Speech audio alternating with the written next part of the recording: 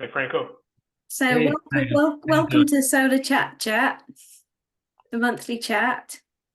Unfortunately, Stephen's had a family emergency, so has had to drop out of the session tonight. So I'm hosting it. So you've all got to be good. Hey, it's Sean. Hey. So Franco, your chat post has done very well. Everyone's been really interesting. Everybody's been writing how they've came into solar astronomy, and it's really interesting, isn't it? It's very interesting to read how most people come into astronomy in their early years. So childhood seems to be like a really overriding sort of like factor in it. Because most people seem to have that experience early on, looking at the stars, and then gradually through later life managing to be able to get into astronomy. And I also noticed as well that the Coronado PST seems to have been the overriding over, everybody's stories, got them into solar astronomy. So I think the Coronado PST deserves one of those sort of like Nobel Prizes for astronomy, doesn't it? For bringing people into solar astronomy, don't you Well, I think? guess it's it's a kind of semi-affordable way to get into it without committing too much and starting to enjoy the sun. Yeah, Yeah. definitely. Yeah, I do. I was actually, for me, I started astronomy really at 50. So it's been, at some point, as I said there, that, I was with my son who took an astronomy class and then went to go to the observatory. We had it was January and it was very cold. We were not dressed properly. And it was supposed to be a bunch of parents and kids and everything. And instead, it was just the two of us, my son and I, and this guy from the observatory with a 25-inch obsession. So we had like an incredible one-to-one kind of like experience. And that was, very amazing. So I have to tell you another thing that I experienced the other day, because I was actually a public night at the observatory the other Wednesday night, and the sky initially was not clear. Then it started to clear, and I was supposed to be on the 25 of session, but there was, I guess, somebody else was doing it, and so I brought in the SeeStar scope and I put it next to the 25, like, maybe 10 feet away to the 25. So people could actually see the deep sky object through a 25-inch obsession. And then they could actually see the same object forming on the SeeStar on my phone. And it was just, the people were blown away. It was just incredible. So this thing is an amazing tool for like outreach. Not so much for the sun, because the sun, it just takes a quick picture. But I mean, the fact that you actually have a deep sky object and people can see first a completely dark screen, and then the image appears and forms, and you actually see the Orion Nebula, or you see. We even did the Horsehead Nebula with the 2-inch. Yeah. And it came out, It was just incredible. I have to say, it's an incredible kind of like outreach little tool. But anyway, please go ahead with the rest. Solar. Well, no, because you really got me interested in that SeeStar, because honestly, I've had such a bad experience with, like night sky astronomy, that's put me off for life. And yet all of you have been, saying, how this SeeStar is, like really easy to use and everything like that. And it really, really has made me want one. But I still have this, like, oh my God, yeah.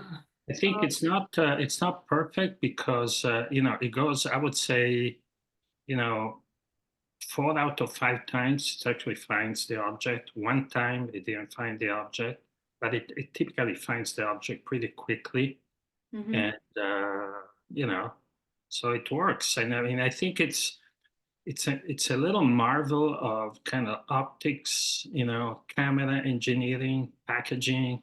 Everything is like in 2.5 kilos. It's just incredible, and it is a little scary also because it shows what China can do. It is, I mean, it's just Yeah. at the price point. The price point it has, it's just nuts. If you actually start to use it and you see what this thing can do, it just blows your mind. It'd be Not very the only good one news. either, is it? Not the only Pardon? one with not the only one with Unistellar and a whole range of other ones coming in. The technology is really moving very, very quickly. And for someone who's been around in astronomy like I have, and probably most of you guys for most of my life, it's just astonishing to watch the movement and the technology in that area. Yeah, but I mean, I think the kind of like the amazing thing is the price point, because the technology, I understand, but I mean, the closest competitor is 3 times more expensive, $1,500. This one is $499. I mean, if you just the camera that is inside it, I think it's sold for like $300 or something dollars. The 462 CW6, 462, somewhere around $300. I mean, then there is all the rest. Well, What? this is one of the things that's sort of like picking my interest is that, because it's not too much money, it would be really nice to actually see whether I can get over my phobia of night sky, observing, and if I get it and it really doesn't work and I get really frustrated with it, I've not spent that much money on it. But it could be just that little way into it for me and to get over this, phobia, and then I might enjoy it and I might be really excited. So There is another aspect to it, which I think it's incredible, is that the setup time is 0. So you just, believe it or not, I took it to the office. I take it to the office for lunchtime. I just set it up outside on the porch, take a picture of the sun, and then take it down. It's like 5 minutes. wow. So, and you can do the same at night. So it's an incredible, no setup time, and portability is just an incredible. I mean, they always say that the scope you use the most is the one that you really should use. I used Absolutely, yeah. it, yeah, maybe 10 times in the last 5 days. So Wow. certainly more than anything else. But anyway, I'm done. Guys, please go ahead. Well, that's Thanks good. for that, Thank Franco. Make me want one. Pardon? I'm good at that. Can't hear you, James. Oh, I said makes me want one. Ah, One of those Oh, that's little better. SeeStars. Yes. Well, hell, if you want one, get one. Yeah. Just be careful, because if you buy one, you mightn't have much time left during the daytime for a solar astronomy. You might be too tired.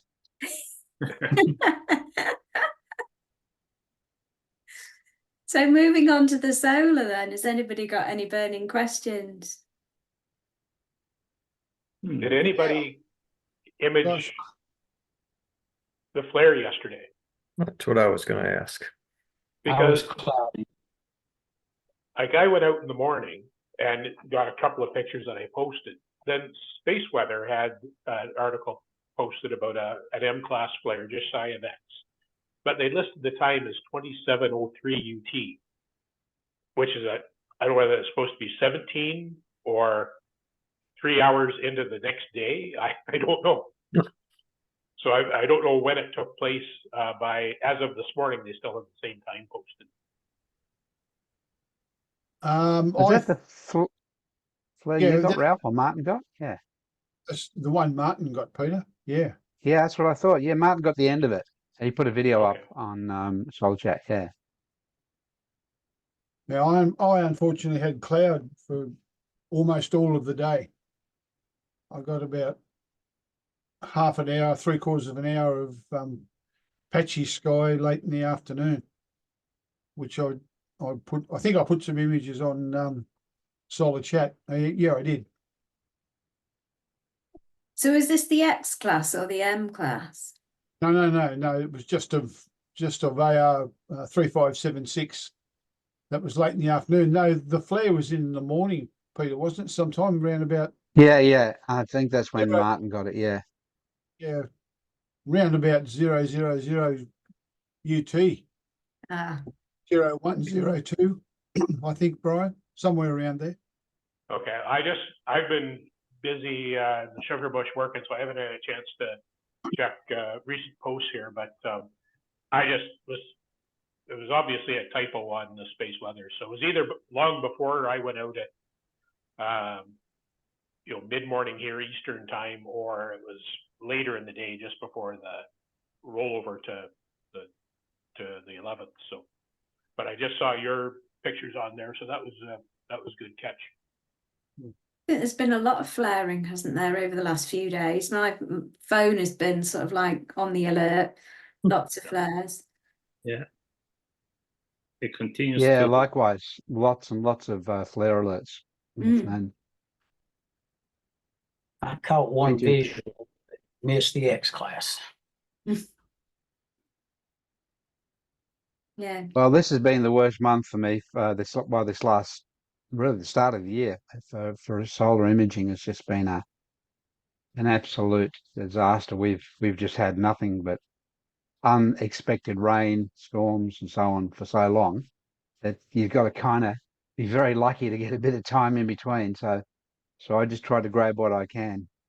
Whereas Ralph, where he's positioned, he's pretty good where he is at the moment. He's way inland from and south of where I am. So most of the rain and storms that we get come from that direction or this direction and out west, and it's just been non-stop.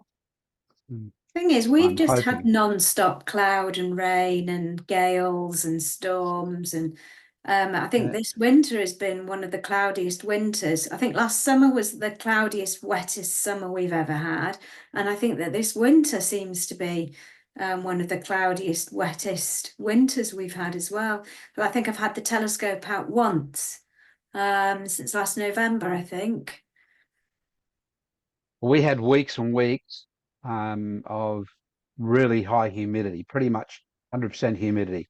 So the whole atmosphere is just full of moisture, and it's been so hot that I go on the deck upstairs to set the scope up in between cloud where I can, and it's just very, very hot and very uncomfortable and very sticky. Change your t-shirt 3 or 4 times a day, and it's it's just that horrible weather. It's made it very, very difficult. And watching, as Ralph and I do now, watching our 432 cameras go up to like 50 odd degrees Celsius, even with a cooler on them. But I tell you what, they still work, hey, Ralph? Yeah, well, I forgot to put the cooler on the other day, and I looked across, and it was 62.3 degrees Celsius. Celsius. Yeah. Yeah. So I'm kind of figuring that when ZWO talk about the 50 degrees temperature, that's what's got on their site. I can't remember what the lower amount is, but it says 50 degrees C. I'm not so sure that they're talking about the temperature at the chip or just the actual real temperature outside. But either way, it still works. So hasn't died yet. That's No. what we're continuing with. But They probably frames either. So that's the first indication that something's wrong. It starts dropping frames, of course. Yeah, mine doesn't. Which I've had one camera do. But the other day, I dropped 2 frames in, I don't know how many hundreds of thousands of frames in nearly 7 hours of capture for that animation. And I took particular note. There was 2 frames dropped, and the only time it drops those is when it switches from capture to live feed. Sometimes it'll do it, sometimes it won't. It'll just, one will flick up when it switches across. So they're pretty well made, those things. So that for that very long animation, what was the time interval for the different? Yeah, Franco, it was 1,000 frames and a 25-second delay. So I I shot- was maybe 25 seconds, 1,000 frames. Yes. Yep, Okay. 25-second delay, then 1,000 frames, then another 25-second delay. So I think it was capturing 135 frames a second. So what have we got there? About 5. So it's almost 30-second Yeah. round. Cycles. And you do that for 7 hours? I did it for Peter talked me into buying a solar guider, which I waited 7.5 months initially for. What is it? The A high sol- node. Yeah. Yeah, I know it's solar guider, Franco. Yeah, yeah. I waited 7.5 months for the thing, and it got here. It didn't work, of course. Was broken. So by the time Peter and I troubleshooted the whole thing, and I sent it to him, and he sent it to me, and Ted at High Node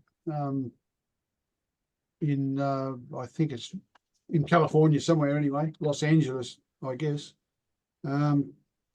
He sent me a new one, so it arrived and I set it up. I used it once, and then the next day I thought I'll test you out. So I did. I just let it go. And yeah, well, I didn't intentionally set out to do that, of course, but I thought I'll do a couple of hours, and then I did 3 hours, and then I did 4 hours, and I went and fixed a friend's 2 door locks in between and whatnot else, and mucked around, and I got to 5 hours, and I thought I'll just let you go. So anyway, I wound up. The cloud stopped me at 6 3/4 hours anyway.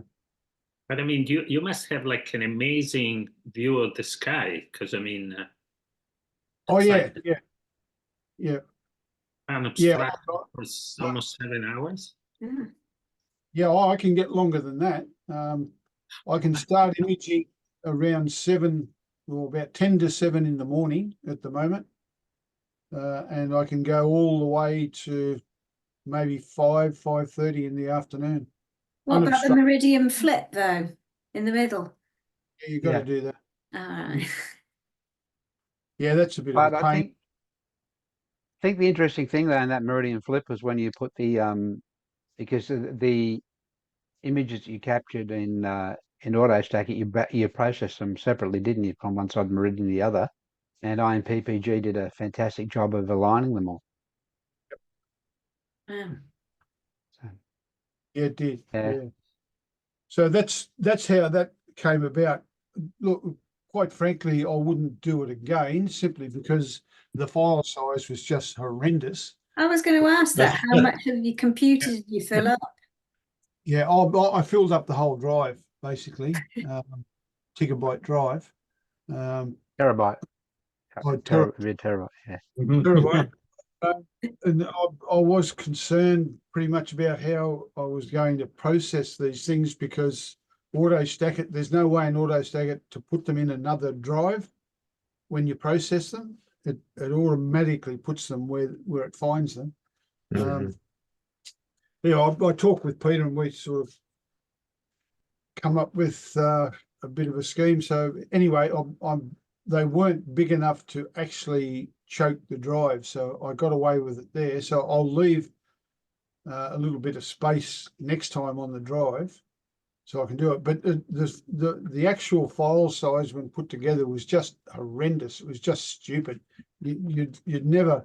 I think it was 600 and something megabytes. Mm. So I had to do a bit of trimming. That's why it's so small. But it still doesn't look that untidy. I clipped a little bit off the front and a couple of cloud shots throughout. And I got it down to 2. Great. So I mean, did anybody have any trouble downloading it at all? No. No, yeah, No, okay. it was fine. Yeah, well, that also tells me something as well. So that's not not ridiculous enough to stop people from looking at it then, I guess. Well, the people that want to anyway. I guess there'll be people out there that stumble upon it and go, this doesn't work. So, but they're always there Well- anyway. And you could put a golden covered lollipop in front of them and there'd be something wrong with it. So I don't take much notice. Well, I don't know if Ralph has mentioned it before, but they're so good and those long animations, and they do bring out a lot of stuff. He's actually had some professional astronomers chasing him for that data, so I think it's well worth mentioning. I think that's great. Wow, that's really good. Alex actually contacted me again last night. So we're trying to, does anybody know a way of transferring that amount of data other than physically putting it on a drive and posting it? How big Drop- is it? Oh, well, up to a terabyte. Oh, a terabyte. Dropbox or something? Dropbox. No, Well, Dropbox. Dropbox won't do it. Not that data, no. How big is WeTransfer? Is that? Haven't tried. Yeah, I think it'll have some limitations too. That's a massive amount of data. Well, the European Space Agency is just going to have to put their hand up and send me a few drives, and I can put that stuff on it and post it to them. So which day was that, Ralph? You That did was that. 10th. That was. The 10th. Yeah. So I'm just trying to look it up. I don't even. It's Monday today, isn't it? I haven't got. Where my we phone. are. Yeah, it's, Yeah, where we are. 10th. So Well, it would have been originally Friday. we were talking about the Saturday flare on the 10th, but Yeah, that's the one on Saturday. So that for you, Alexandra. So, But I'm just trying to find your Solarchat post. If I think he only put it up. Didn't you only just put it up yesterday? Ralph? I only put it up yesterday, and it's under the 11th, Alexandra, just to be confusing. right, just a minute. 11th the of February. title, not AR 3576 and Friends, short animation, up and over, down under. No, that's me. That was mine. That's only half an hour, 30 minutes Okay. odd. Which, another one. Thanks. where is it? Yeah. Hang on. Have I gone past it? Yeah, I think it's closer up to the top. Maybe. It was. Is it the 11th of Got the February on 11th. Solar? Yeah. That's it. Yeah, that's it. Ah, right, okay. yeah. If we can see it. Yeah, that's it there. Can everyone see that? Yep. Yep. Can you- So we can sit and watch it while we chat. Yeah, it takes quite a while to get through. Does. It But would there's be so for much 7 going on. hours. Yeah, I could have clipped a bit more off the front of it by the look of that. How long is it? Like the video here? Ooh. I really haven't timed it. There's Wow. 40 seconds or something. That's the first one. There's two of those, plus a whole bunch of other stuff happening in there. But Peter was lucky enough to catch a flare like that yesterday in 36 minutes. I had to spend all day out there.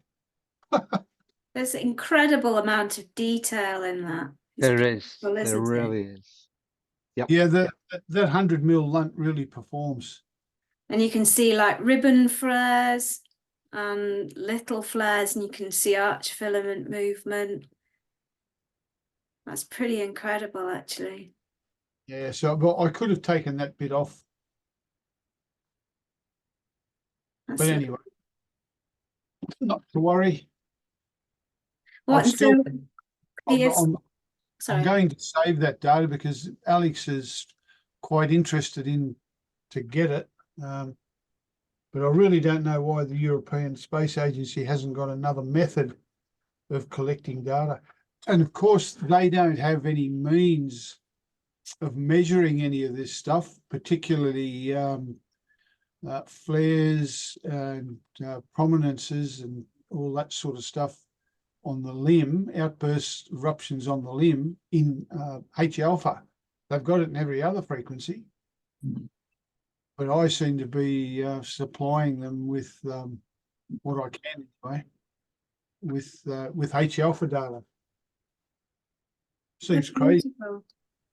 Yeah, fantastic. Lovely. It's fantastic. Wow. Yeah, well done. That's really lovely. Nice.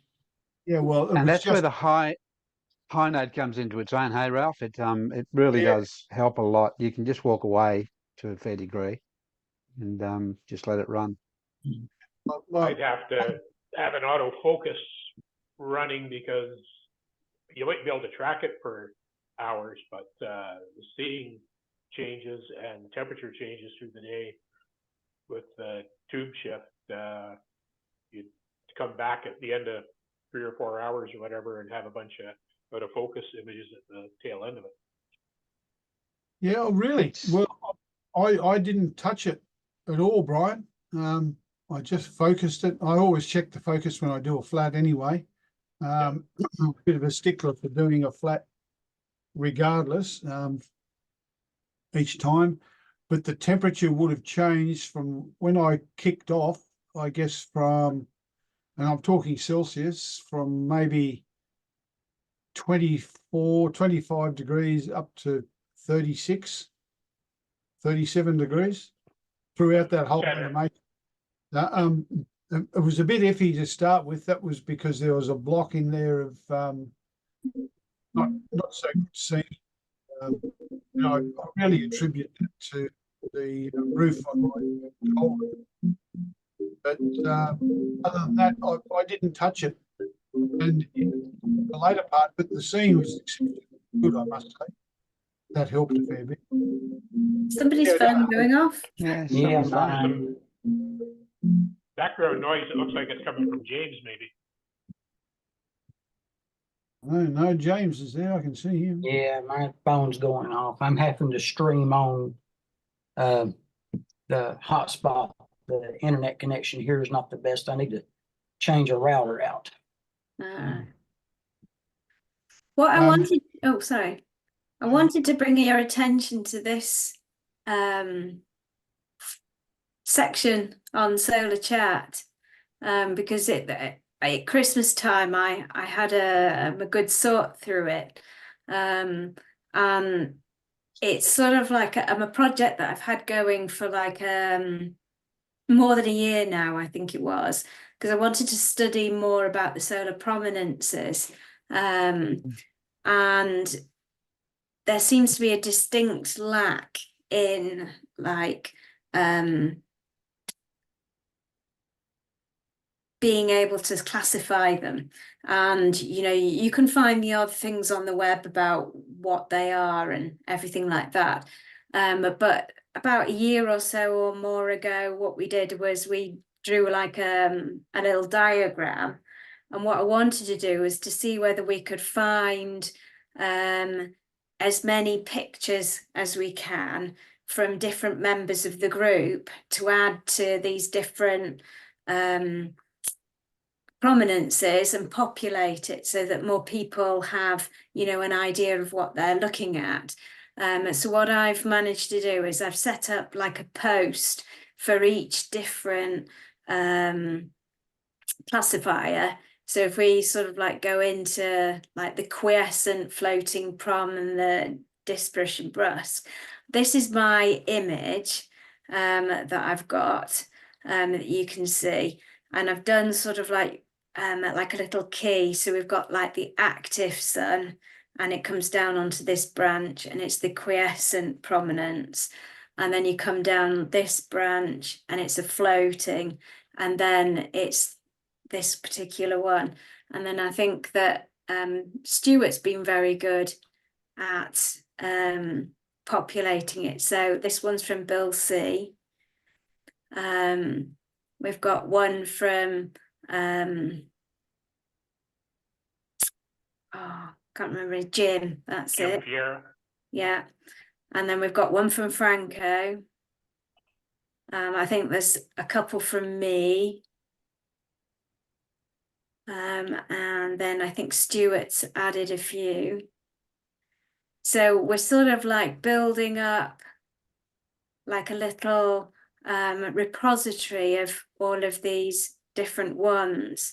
And so you can sort of like look at the chart and go, oh, I think my filament is this, and then go and find, you know, like the particular one, like this is a single attachment pyramid.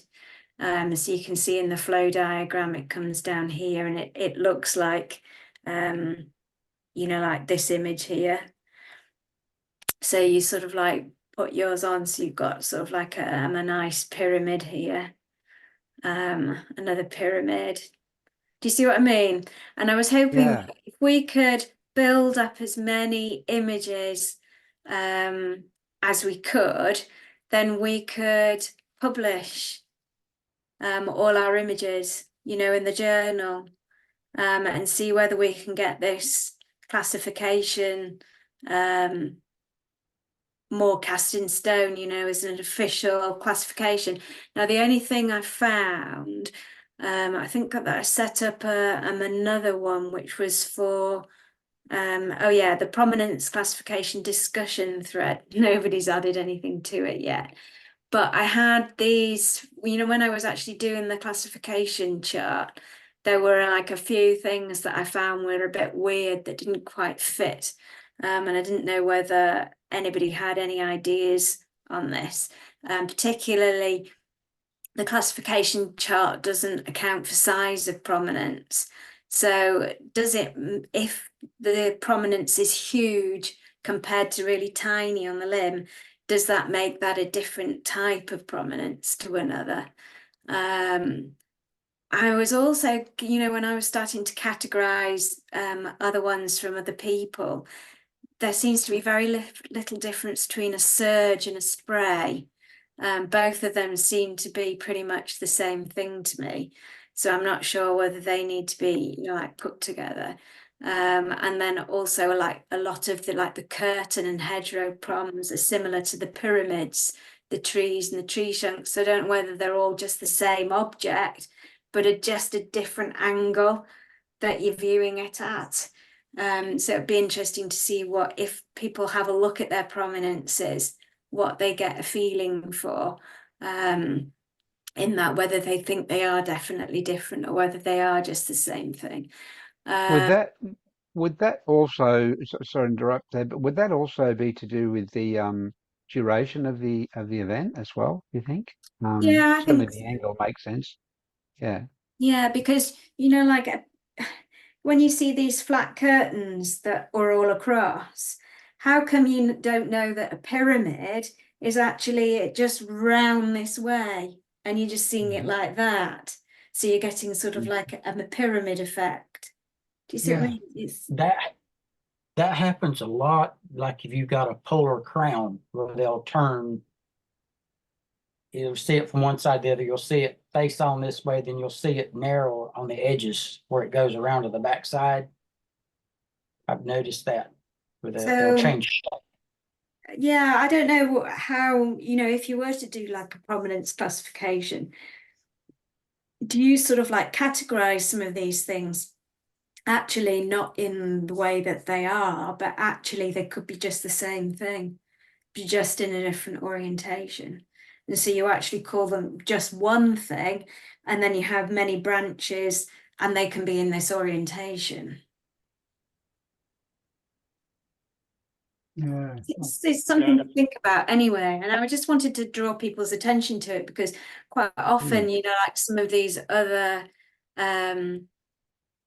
areas don't get as much footfall as obviously the main Solarchat area, that we do have like a great solar reference library, you know, because quite often we get a lot of questions that come in and people ask it, and then I just find it in the solar reference library and say, if you look in here, you can find the exact answer to this question. I think people don't look in that quite as much as they should. obviously we've got anybody with outreach experience, please do share it, and add in you like any ideas and techniques. You know, if you have any outreach material, please add it to it, you know, so that it's a help for other people.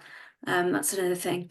The Sunlit Earth one, again, is really lovely. If you can take pictures of like birds and like the earth around us, scenes. I know that Derek Klepp used to post some absolutely fantastic sunsets and sunrises. They were just gorgeous. And it's a pity we don't have him on here anymore. What else have we got? Yeah, I think that was about it, actually. I think just wanted to draw your attention to those places because quite often they seem to get forgotten.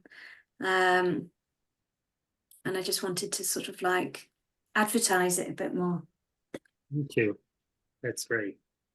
Yeah, I it must is say, great.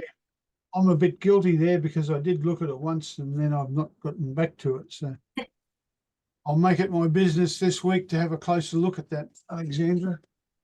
Yeah, because I think that it would be a really good, you know, like group project to do, you know, to get out of Solarchat. All of us have got so many pictures in their archives. And like you, Ralph, if you're having, you know, like an interest from the scientific community on your animations, I'm sure that the scientific community, if we had a huge bank of different prominences and how they present themselves, how they form, you know, even if you've got them in animation form as well, I think that the animations really are important because some of them are like tornadoes, they twist, you know, so that could be, you know, like an important feature of a prominence. If we can get as much as we can information down into the one place, it suddenly becomes scientifically of interest. So that was just my idea anyway. And then if we could publish it, then it's a bonus. It makes me wonder how much the scientific community actually gets on Solarchat. How much do they actually look in on us and see what we're doing? You know, anybody can access it, you know. I've I no wonder how idea. much. I really don't know. Ah, But I know that there was some interest in a British scientist called Lucy Green a couple of years ago.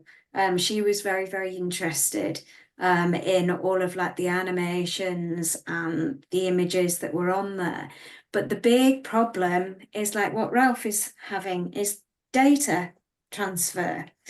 It's really, really hard, you know, to get the data to them to use it. Really, they would have to use the Solarchat as a repository and then download it themselves if they were interested in it, really, because, you know, we can't afford to, you know, just store millions of gigabytes of data for them.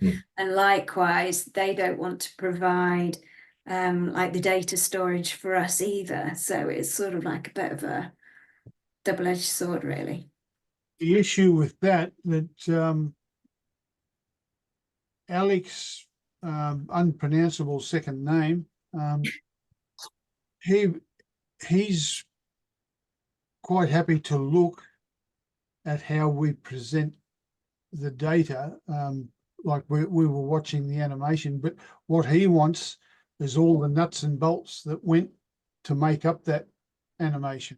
So all the video, the whole lot. So you know, we're talking massive amounts of data which we just can't present on our platforms. So don't know. Anyway, he'll work it out. He's all clearly smarter than me. He's an astrophysicist, so he should be able to work it out, I guess.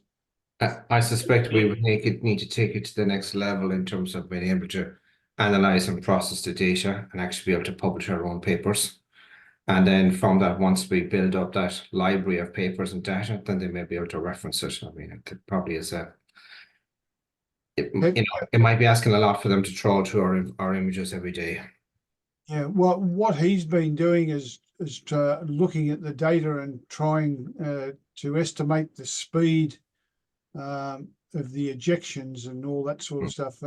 weight of the plasma and, you know, sort of the stuff that is really.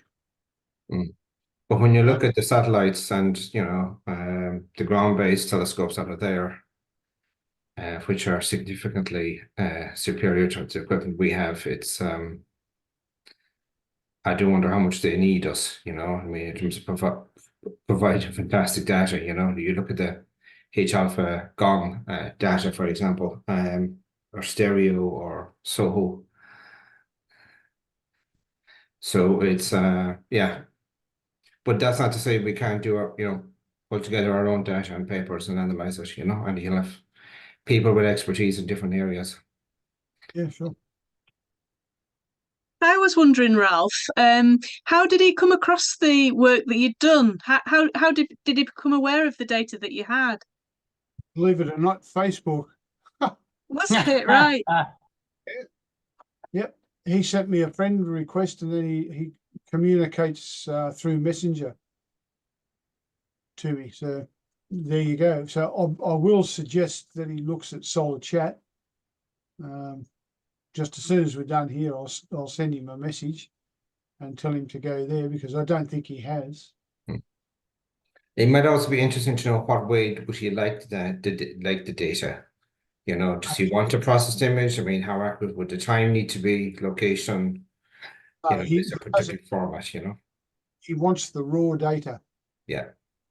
So he can manipulate it. He needs all the time frames or cadences, as he calls it, and all that sort of stuff. But he needs the raw data so he can make his measurements. Well, you're lucky, Ralph, that you didn't delete it all then, because usually when I've got all of the videos, after I've processed, I just delete it all because I just can't keep it on the computer. So do I. And that's what was happening. Alex was getting onto me about 10 minutes after I deleted this stuff all the time. So now I keep it. If I post something, I know he'll look at it and he gets back to me right away if he needs it. Otherwise, I just delete it because you simply just can't keep that amount of information. No. Can't do anything the next day or the day after. Yes, so that's one of the problems. But once you know, and if I haven't heard from him within 24 hours, I just delete it. All right, okay. So I've got all this stuff. Well, I've had it for 2 days now. So he hasn't indicated that he wants any of that. But it's mostly the limb stuff that he wants with the eruptions on the limb. All right, that's interesting. Yeah.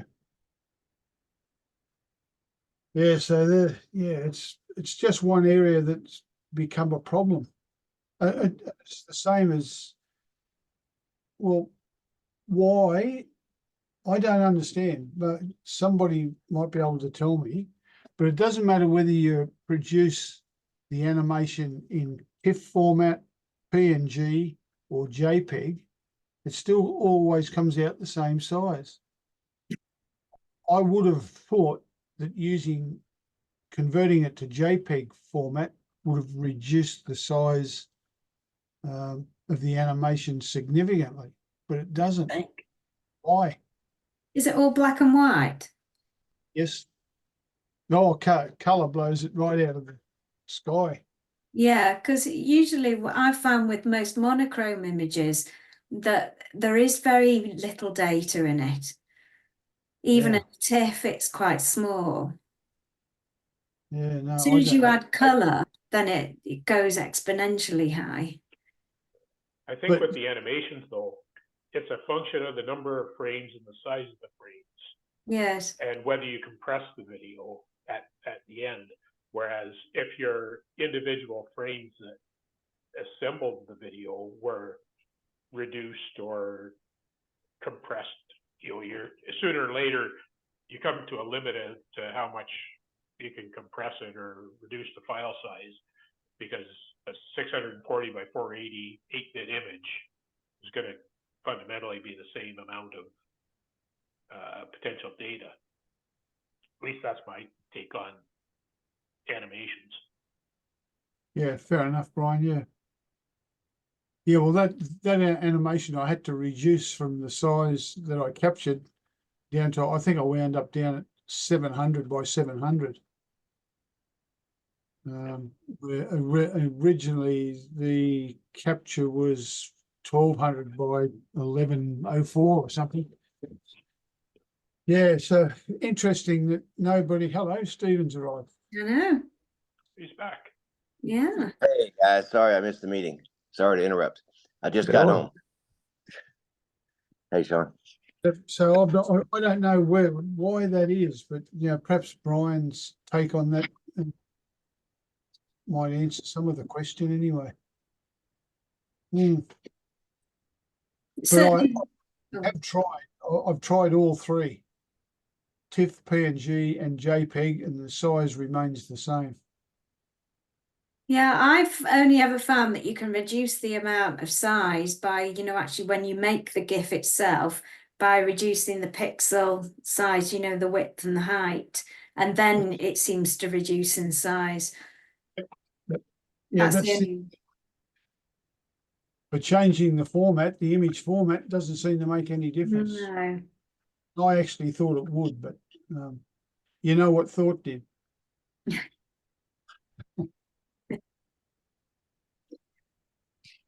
And just while we're on that sort of stuff, has anybody had experience in Photoshop using the eclipse tool to block out the disk of the sun?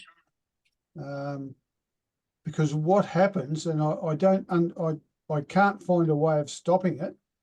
What happens when you start off covers the whole disk, but as the sun rotates and the animation gets longer, it walks down the disk of the sun. And in doing so, exposes more and more and more of the disk each time.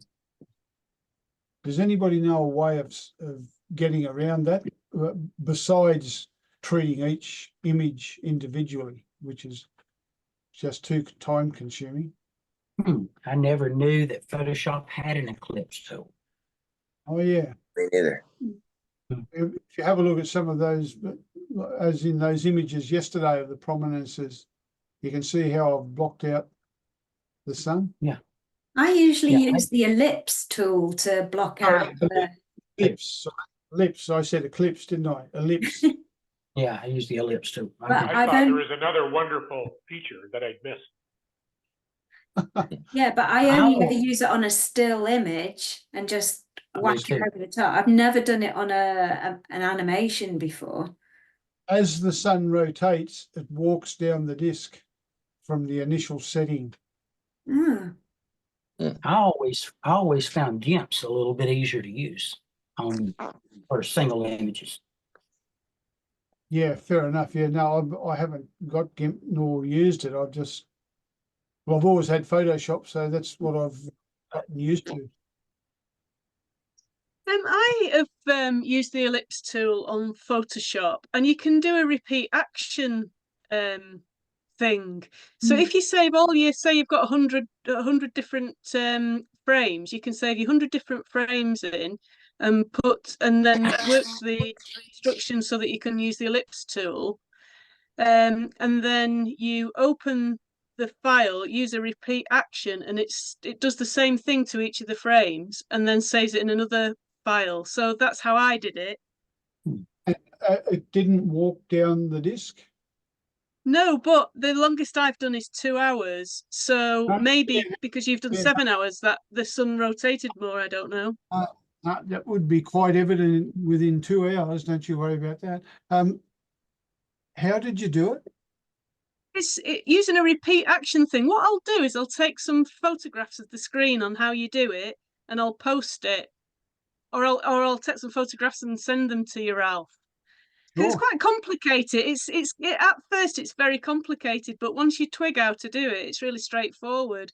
Because you can do multiple processings in instructions in Photoshop, and then you do it all super quickly. Because I used to do everything frame by frame, one instruction, until I was lucky enough to be able to shift to Photoshop, And then when I found this trick, I was like, well, it's no wonder people are recording an animation in a morning and then 2 or 3 hours later being able to post it. It was a mystery to me how they could possibly do it until I found this repeat action tool. So Right. I'll send you some things across about it.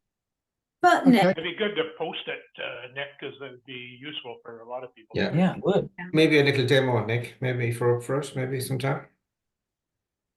What was that? Sorry. Maybe a little demo on our next talk or something, maybe. Yeah, I'm not great live with that sort of thing, but I could certainly put a YouTube video together Oh, and yeah. show you Perfect. what I did. Cool. I'll happily do that because it was such a relief, having struggled for a very, very long time with it all. It was a huge breakthrough, and it was like, right, there you go, penny dropped, was away. So hopefully that'll help, Ralph.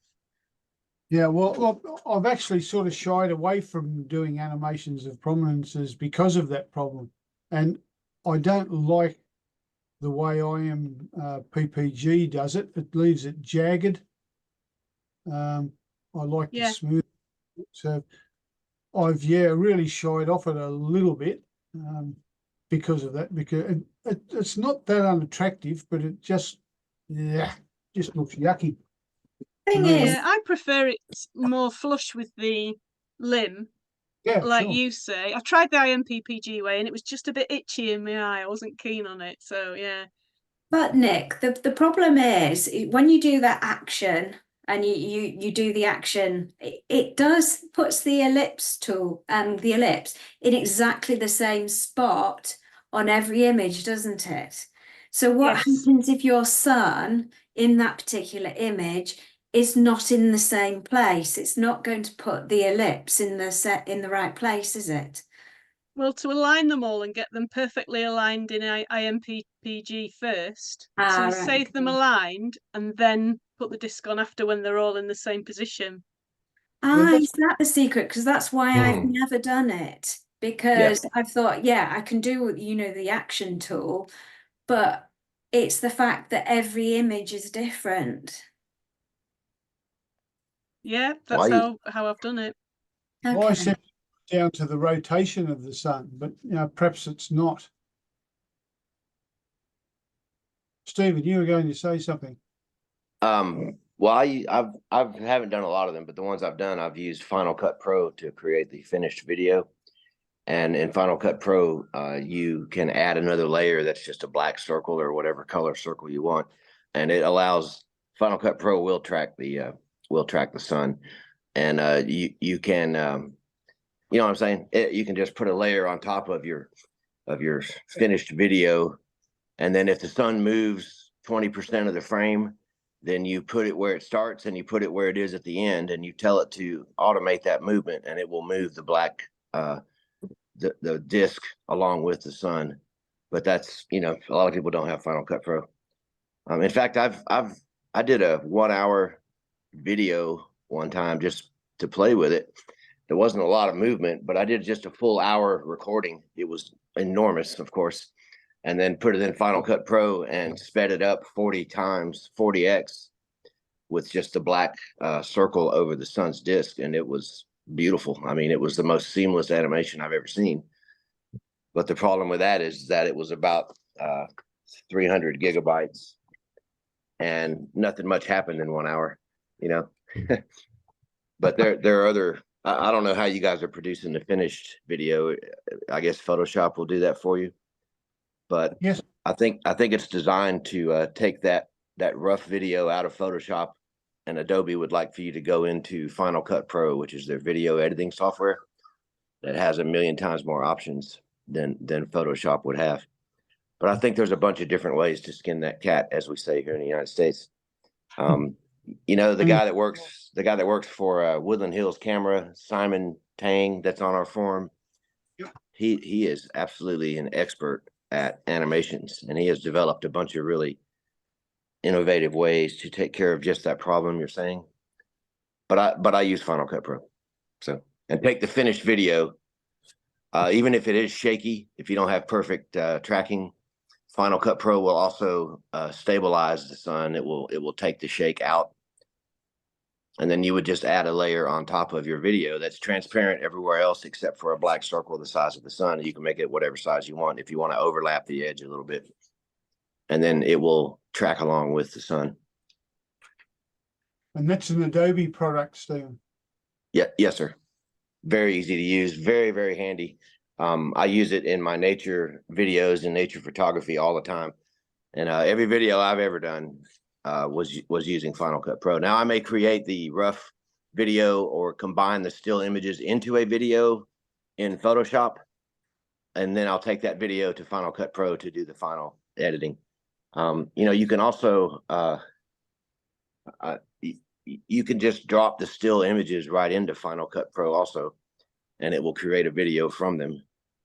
Final Cut Pro is basically the video version of Photoshop.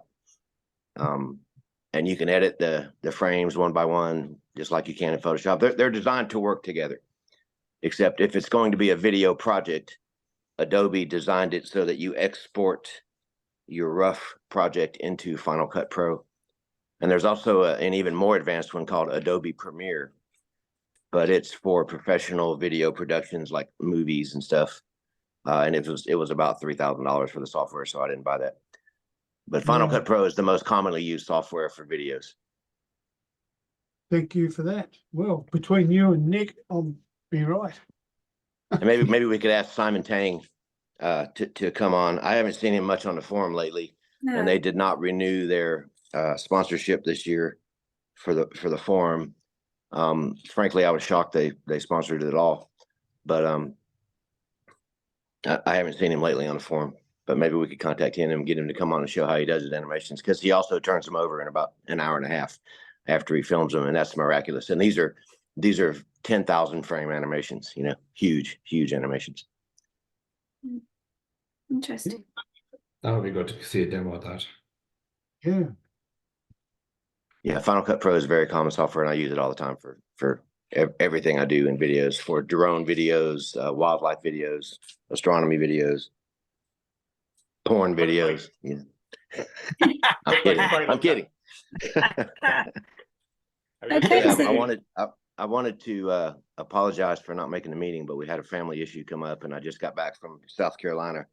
But I did want to tell you, I consider you guys my closest partners in this forum, that I wanted to apologize for what occurred last week with Apollo Lasky and that band, and I'm sorry. Shame. And I will not make it a public event again. Alexander has already talked some sense into me and told me what to do, so that will not occur again. And I apologize to everybody for that. We will handle those things much more discreetly in the future. I thought it was quite entertaining. I know you did, Ralph, because you and I think the same. But but it was probably not the best move on my part. So. And he's persistent, I'll tell you. I'll give him that. Yeah. Okay, so we're coming up to the hour, and I want to show before we go. I want to thank Brian for some nice liquid sunshine. Oh, This is lovely. awesome. This is awesome. You're not the only one in the group that's received a bit of that over the years, so enjoy.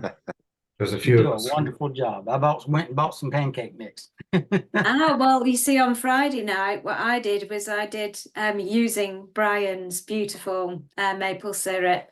Is a quick cookery lesson. What you do is you soak it in the maple syrup overnight with maple syrup and a bit of soy sauce. Leave it overnight, then bake your salmon in the oven for about 20 minutes. And the sauce that you'd marinated your salmon in, just heat it up, boil it down so it's sort of like quite thick and syrupy, and then pour it on the top of your salmon afterwards. And it was absolutely gorgeous. Yeah, I've I'll done have that. to try Sounds that. good. That Sounds sounds good. good. It's good. delicious. Thank you for hosting, Alexander. Yeah, so we'll end there, and it's been great to see everybody and a lovely chat as well. We'll see you next month. Bye-bye. So- Everybody. Thanks, folks. Bye. Take care. Thank you. Bye-bye.